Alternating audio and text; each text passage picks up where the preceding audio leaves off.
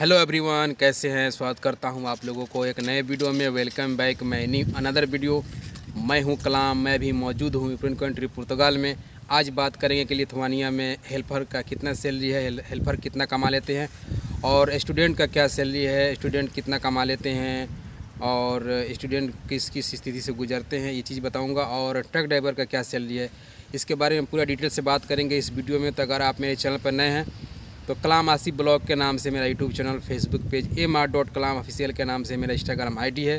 तो किसी भी प्लेटफॉर्म से आप अगर मुझे देख रहे हैं तो मुझे फॉलो कीजिए, लाइक कीजिए और सब्सक्राइब कीजिए, दोस्तों के साथ शेयर कीजिए और बेल आइकन को जरूर दबाइए। मेरा नोटिफिकेशन अपडेट वीडियो का आपको मिलते रहेगा।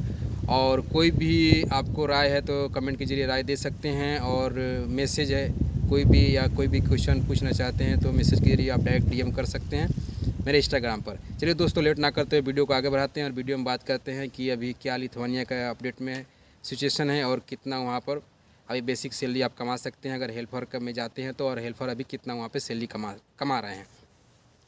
तो दोस्तों, जैसे कि आप लोग को मालूम है कि लिथुआनिया यूरोप का हिस्सा है और अच्छा डेवलप कंट्री है, और लिथुआनिया में बहुत ऐसा कंपनी है जिनका अपडेट बहुत अच्छा आ रहा है।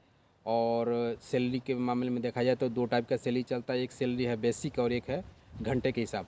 तो बेसिक में क्या है कि आपको 850 से लेकर 900 तक कमा सकते हैं यूरो, 850 से 900 तक यूरो कमा सकते हैं। और घंटे में देखा जाए तो घंटे वाले में 5 से 6 यूरो तक का चलता है। अभी ये नॉर्मल सैलरी है ये जो वहाँ का हिसाब से। जो बिल्कुल बंदा काम नहीं जानता है, कोई भी काम नहीं जानता है, कुछ भी उनको नॉलेज नहीं है, कोई टेक्नीशियन नहीं है, उसका ये बेसिक सैलरी है। अब इसमें दो कंडीशन है। एक तो अगर आप मंथली में जाते हैं तो आपको वहाँ का जो हॉलीडे होता है या फिर ईयरली जो आपका छुट्टी का पैसा बनता है वो सब आपको मिलता है। लेकिन आप अगर घंटे में जाते हैं तो वो सब वो कंपनी नहीं देती है। आप जितना काम करते हैं उसी के हिसाब से आपको सैलरी मिलता है। जितना घंटा आप काम करते हैं घंटे के हिसाब से आपको सैलरी मिलती है। वो ये ओवर टाइम में देखा जाए तो बहुत सारी कंपनियां का अलग अलग रूल है। कोई 1.5 दे देती है, कोई 1.25 के हिसाब से देती है, डबल कोई देती नहीं है कंपनी है ज़्यादा करके, ठीक है ना। क्योंकि ओवर टाइम में तो कंपनी का पर्सनल रूल होता है, उसमें कोई गवर्नमेंट का इंटरफेयर नहीं होता है। लेकिन बेसिक सैलरी पर गवर्नमेंट का ये है कि यहाँ का ये सैलरी जो है 850 से 900 तक का ये हेल्पर का सैलरी है।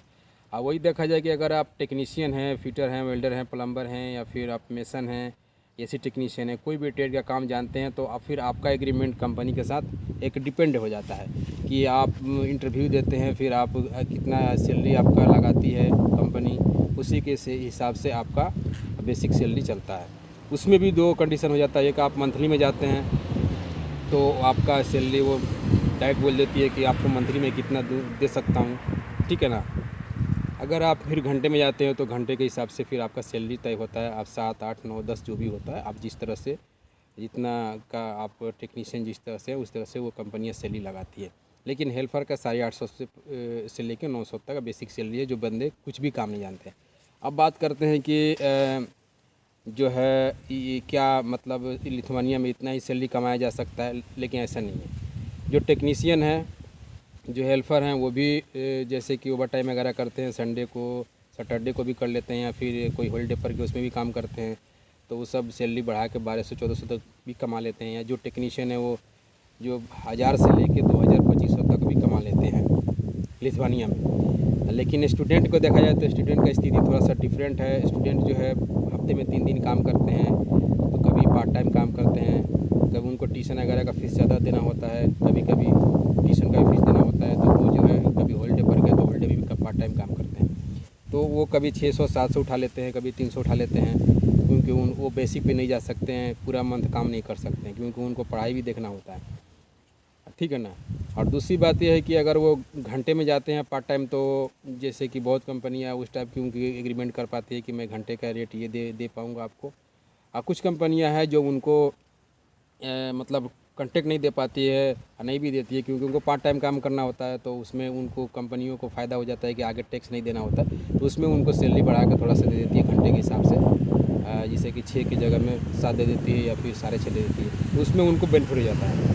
ये अभी फ़िलहाल में अपडेट है वहाँ का लिथुआनिया का, कि स्टूडेंट इस स्थिति से गुजर रहे हैं, और वर्कर का जो सैलरी है, जो टेक्नीशियन है, जो ट्रेड का काम जानते हैं, उनका तो कोई मसला ही नहीं है, क्योंकि वो कंपनी भी चेंज करने का ऑप्शन होता है तो कर सकते हैं। लेकिन हेल्पर का सैलरी 850 से 900 है, इसी के बेस में उनका सैलरी चलते रहता है। अब दूसरा बात यह है कि बहुत कंपनियों से अगर आप का एग्रीमेंट होता है, अगर आप डायरेक्ट इंडिया से गए तो वो तो ऑलरेडी आपको कंपनी खाने का और रूम का देती है, लेकिन बाय मिस्टेक अगर आप कंपनी चेंज करते हैं तो बहुत कंपनियां सिर्फ आपको रूम दे देती है, खाने का नहीं देती है, क्योंकि आप घंटे के हिसाब से सैलरी लेते हैं।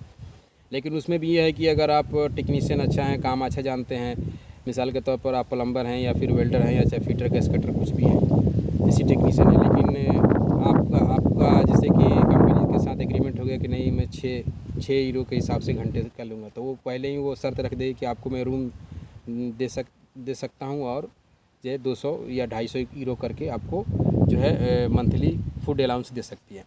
तो इस तरह से मतलब कंपनी के साथ में अभी लिथुआनिया में एग्रीमेंट होता है आपका वर्क कॉन्ट्रैक्ट के साथ साथ कि आपको कितना सैलरी देना है और एक घंटे के हिसाब से, और बेसिक में अगर जाते हैं मंथली में जाते हैं तो वो थोड़ा सा डिफरेंट हो जाता है, ठीक है ना। ज़्यादा करके बंदे घंटे के हिसाब में ही ज़्यादा जाना चाहते हैं क्योंकि उसमें उनको बेनिफिट ज़्यादा होता है, सोचते हैं ऐसा, ठीक है ना। ये चीज़ बात है। आप चलते हैं ट्रक ड्राइवर का। ट्रक ड्राइवर का क्या होता है कि लिथुआनिया जो है यूरोप का हिस्सा है, तो लिथुआनिया से बहुत ट्रांसपोर्ट के जरिए बहुत सा मटेरियल दूसरे कंट्री में जाता है, दूसरे कंट्री से लिथुआनिया में आता है। तो उस स्थिति में क्या है कि ट्रक ड्राइवर को लॉन्ग टूर जाना होता है, तो उनका सैलरी थोड़ा सा हाई है, 10 से 12 यूरो घंटे के हिसाब से ट्रक ड्राइवर का सैलरी अभी लिथुआनिया मार्केट में है। तो वो जो है 2500 से 3-3 हज़ार यूरो कमाते हैं, यानी देखा जाए तो उनका सैलरी जो है हाई है, और उनको थोड़ा लॉन्ग टूर जाना पड़ता है और ज़्यादा घंटे ज़्यादा टाइम उनको देना पड़ता है अपनी जॉब में। तो ट्रक ड्राइवर का फीडबैक बहुत अच्छा है लिथुआनिया में, और टेक्नीशियन का भी अच्छा है और हेल्पर का भी अच्छा है। हेल्पर का और स्टूडेंट का और ट्रक ड्राइवर का तीनों का इसलिए सही है कि हेल्पर का 850 से लेकर 900 यानी 70-75 हज़ार इनका मतलब महीने का मिल रहा है 8 घंटे ड्यूटी करने का, ठीक है ना। वो भी मंथली जो है ज़्यादा 22 जो है डेज़ का ही होता है यहाँ पे, क्योंकि सैटरडे संडे तो ऑफ ही होता है, ठीक है ना। 26 दिन का ड्यूटी नहीं है यहाँ पे है 22 डेज़ का, ठीक है ना, 22 दिन का ड्यूटी है।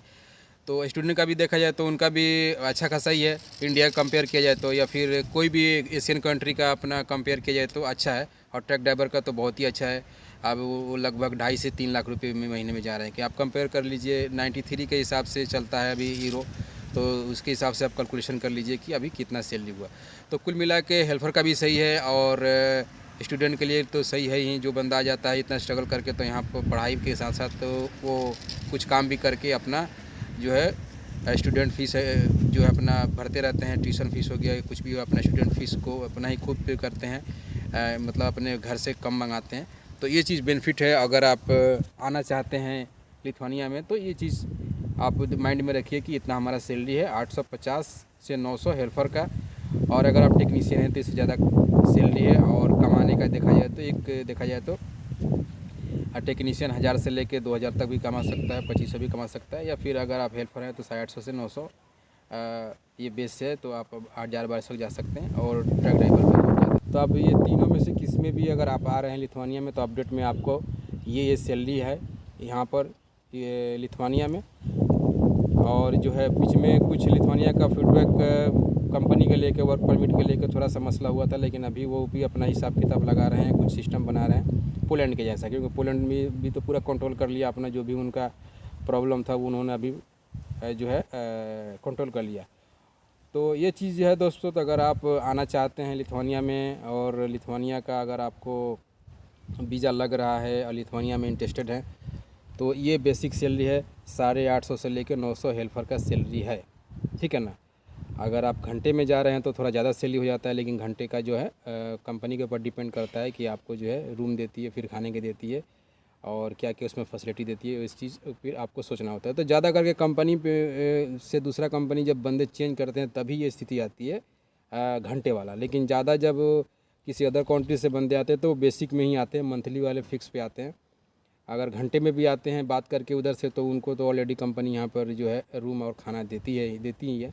अगर वो जब चेंज करते हैं यहाँ करके, जब जाकर उसमें थोड़ा सा चेंजिंग आता है कि आप अगर घंटे पर ले रहे हो तो आपको रूम मिल सकता है, तो खाने को नहीं मिल सकता है, या फिर बेसिक में जा सकते हैं तो दोनों मिल सकता है। ये सब स्थिति है दोस्तों।